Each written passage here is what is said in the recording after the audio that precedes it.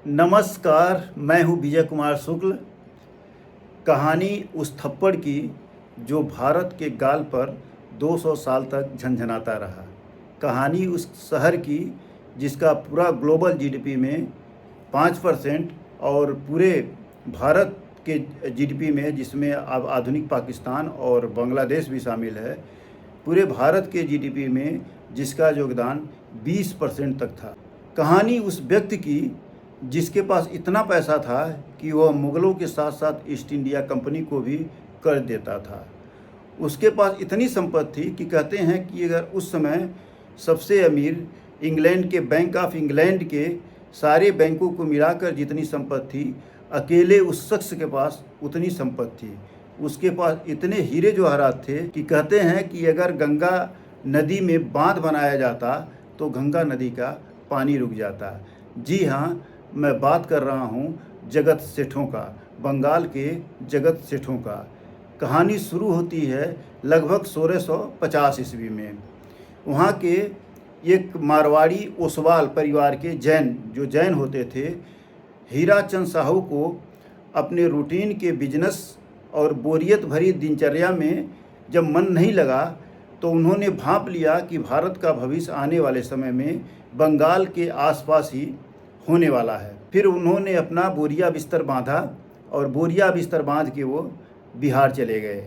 बिहार जाकर उन्होंने अपने परंपरागत धंधा को छोड़कर और एक नया धंधा अपनाया।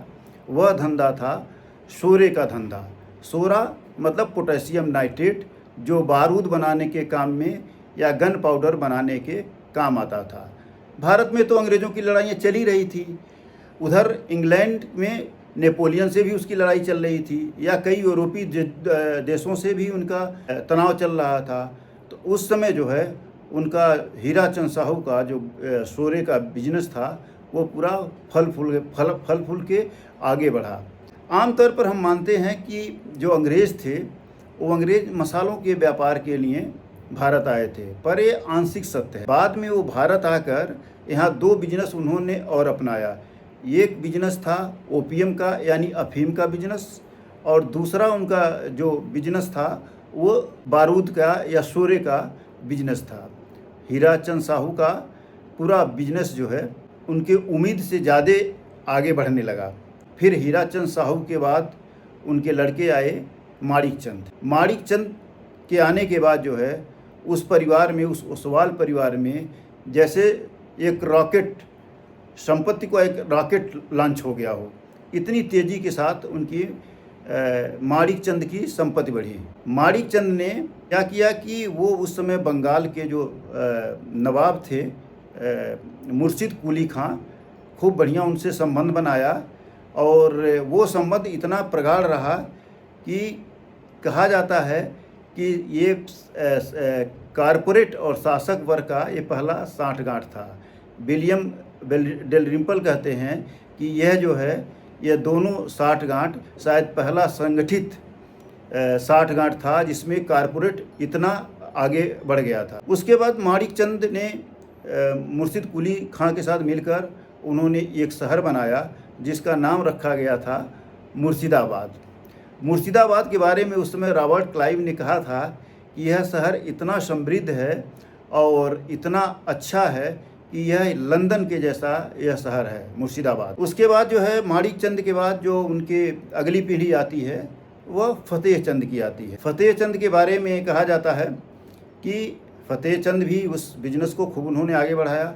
उनके पास इतने पैसे थे जो इंग्लैंड के सारे बैंकों का पैसा मिला दिया जाए तो उससे ज़्यादा पैसा फतेहचंद के पास था। फतेहचंद ने शासक वर्ग से ऐसा अपना बढ़िया संबंध बनाया कि उस समय का शासक जो मोहम्मद शाह रंगीले था, मोहम्मद शाह रंगीले ने जो है फतेहचंद को जो उपाधि दिया था वो जगत सेठ की उपाधि थी, मतलब बैंकर ऑफ द वर्ल्ड। जगत सेठ आमतौर पर हम मानते हैं कोई व्यक्ति थे, लेकिन जगत सेठ कोई व्यक्ति नहीं थे। पहला उपाधि ये मिला था फतेहचंद को जिसे मोहम्मद शाह ने दिया था, और उसके बाद जो है उनके आने वाली पीढ़ियाँ इस उपाधि को अपनाने लगी। जगत सेठ वास्तव में एक नाउन न होकर एक एडजेक्टिव था, और वह जो है एक विशेषण के तौर पर वह प्रयोग होने लगा। जगत सेठ फतेह चंद के बाद जो उनके अगले पोते हुए 2 लोग थे उसमें, एक तो थे महताब राय और दूसरे थे स्वरूप चंद। महताब राय ने भी खूब अपनी संपत्ति को आगे बढ़ाया, पर इतना कि वो नियत को कुछ और मंजूर था। एक दिन उन्हें सिराजुद्दौला, जो थोड़ा तुर्कमिशान शासक था बंगाल का, उसने महताब चंद को बुलाया और कहा कि भाई 3 करोड़ रुपया हमें दे दो। महताब चंद ने उस पैसे को देने से अपनी असमर्थता जताई, तो उसने सिराजुद्दौला ने उसको महताब चंद को झन्नाटेदार एक थप्पड़ लगाया। फिर क्या, वो थप्पड़ इतना भारी पड़ा न केवल महताब चंद के गाल पर बल्कि भारत के गाल पर, जिसकी कीमत भारत 200 सालों तक चुकाता रहा। महताब चंद ने अंग्रेज का उस समय जो सर्वा था रॉबर्ट क्लाइव के साथ मिलकर और सिराजुद्दौला को हटाने का षड्यंत्र रचा। उसकी सारी फंडिंग और सारी फाइनेंस महताब चंद ने सिराजुद्दौला और मीर जाफ़र और अमीर चंद 3 लोगों के साथ मिलकर सिराजुद्दौला को हटाने का उसने एक षड्यंत्र रचा। फिर क्या हुआ, 1757 में प्लासी का युद्ध हुआ और सिराजुद्दौला न केवल हारा बल्कि मारा गया। इसके साथ साथ आपको बताते चलें कि इतिहास में जगत सेठों के साथ साथ मीर जाफ़र भी अमर, क्या कहिए कि मतलब वो भी एक नए पात्र के रूप में आज भी लोग याद करते हैं, गद्दारी के पात्र के तौर पर। कहते हैं कि लंका में विभीषण, ईसाई धर्म में ईसा मसीह के साथ जुडास, सिकंदर के समय जो पोरस के साथ गद्दारी करने वाला अम्भी, सब एक ही क्लास के थे। ये सारे गद्दारों की श्रेणी में आते थे।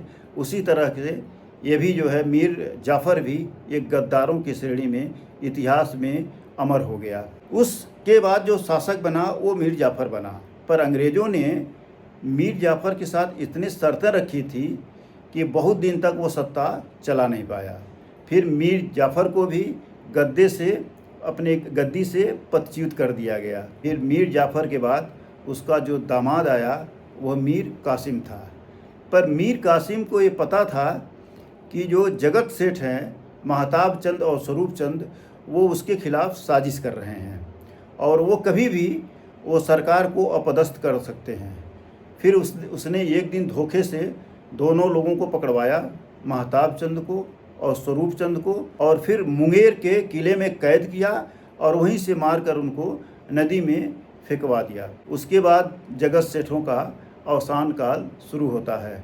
उसके बाद जो जगत सेठ आए वो खुशहाल चंद या कुशल चंद आए, पर वह न तो तेज रहा न वो प्रभा रही। फिर जो है ज़्यादा लंबे समय तक वो जगत सेठ नहीं रह पाए और दिन प्रतिदिन उनकी आर्थिक हालत खस्ती हो गई। पर बाद में तो इनकी इतनी खस्ती हालत हो गई कि कहते हैं कि ये अंग्रेज़ों के, इनकी जो पीढ़ियाँ थी जगत सेठों की, वो अंग्रेज़ों के पेंशन पर आश्रित हो गई। अंग्रेज़ तो उनको जो उनका लोन लिए थे वो तो दिए नहीं, सीधे उन्होंने मना कर दिया लोन देने से। तो उनकी स्थिति इतनी खराब हो गई। आप अंदाज़ा लगाइए, विलियम डैलिम्पल ने कहा कि उस समय जो है जो जगत सेठों की संपत्ति थी वो 8 लाख करोड़ रुपए के बराबर थी। आप अंदाज़ा लगाइए कितने बड़े वो अमीर थे। शायद उस समय जब कारपोरेट नाम कोई जानता भी न रहा होगा, उस समय वो कारपोरेट थे। उनकी हाल ऐसी हो गई कि वो अंग्रेज़ों के पेंशन पे जीने लगे, वो जिनकी हुंडियाँ पूरे एशिया में चलती थी। तो उसके बाद धीरे धीरे करके इनका जगत सेठों का जो इनकी जो पैसे थे, जो संपत्ति थे, सब अंग्रेज़ों ने कब्जा कर लिया और उनका अंत हो गया। किसी का एक लाइन का दोहा है, वैसे परिस्थितियों में जगत सेठों पर आज मुझे याद आ रहा है कि मनुज बली नहीं होत है, समय होत बलवान, और भीलन लूटी गोपिका, वही अर्जुन वही पान। थैंक यू, धन्यवाद।